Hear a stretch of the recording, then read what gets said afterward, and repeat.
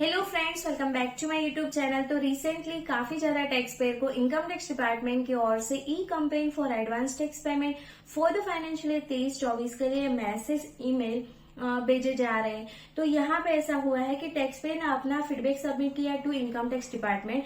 Then यहाँ पे कुछ आइडेंटिफाई हुआ है कि कुछ डिटेल्स है उसमें इनकंसिस्टेंसीज है, मतलब यहाँ पे कुछ गलतियां आइडेंटिफाई हुई है।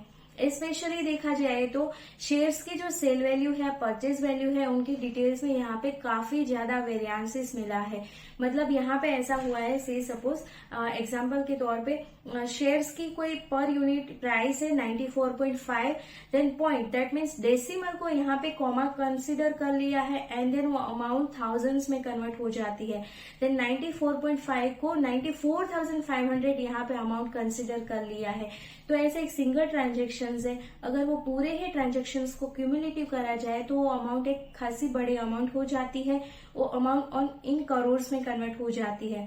तो यहाँ पे वो अमाउंट ज्यादा हो जाती है and then on the basis of that income tax department की सिस्टम टैक्स पेयर को यहाँ पे एडवांस टैक्स का ई कंप्लेंट का मैसेज ईमेल भेजा जा रहा है।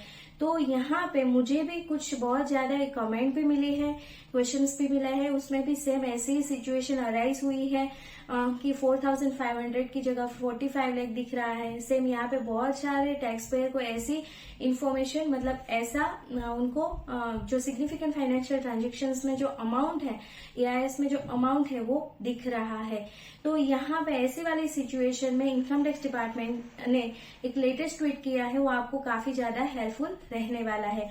वो जो ट्वीट है उसमें लिखा है, based on the feedback from taxpayer in e-complaint for advance tax, tax payer ने यहाँ पे एडवांस टैक्स में अपना फीडबैक सबमिट किया। The department has identified certain inconsistency in data of security market provided by one of reporting entities। मतलब यहाँ पे जो भी इनकम टैक्स डिपार्टमेंट को कम्युनिकेट करा गया था डेटा, उसमें कुछ इनकंसिस्टेंसीज आइडेंटिफाई हुई है। तो एंड इनकम टैक्स डिपार्टमेंट ने ये भी बोला है रिपोर्टिंग एंटिटीज को कि वो अपना रिवाइज स्टेटमेंट सबमिट करे based on the updated information. तो जैसे इनकम टैक्स डिपार्टमेंट के पास वो अपडेटेड इन्फॉर्मेशन आती है रिवाइज स्टेटमेंट, देन वो AIS अपडेट हो जाएगा।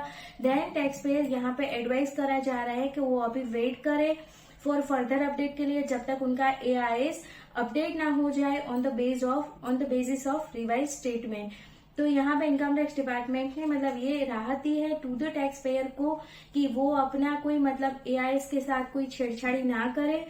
वो अगर रिस्पॉन्स कोई भी सबमिट करते हैं then on the basis of उनके पास जो भी वैलिड प्रूफ है उनके अकॉर्डिंग वो अपना आंसर सबमिट करे। अदरवाइज वो वेट कर सकते हैं टिल वो अपना AIS अपडेटेड हो जाए on the basis of revise statement. तो यहाँ पे कोई पैनिक होने वाली सिचुएशन नहीं है। आप अगर अभी रिस्पॉन्स सबमिट करते हो देन आप श्योर होने चाहिए आपके जो भी डेटा है उनके बेसिस पे आपको रिस्पॉन्स सबमिट करना है। अदरवाइज आप थोड़ा सा वेट कर लीजिए जब तक आपका AIS पूरा अपडेट ना हो जाए on the basis of revise statement. तो आई होप इन्फॉर्मेशन ये यूजफुल लगी होगी। आप यूजफुल लगी है देन प्लीज वीडियो को लाइक करिए एंड शेयर करिए। अभी मिलते हैं नेक्स्ट वीडियो में। Till then stay healthy, stay wealthy. Thank you for watching. Thank you.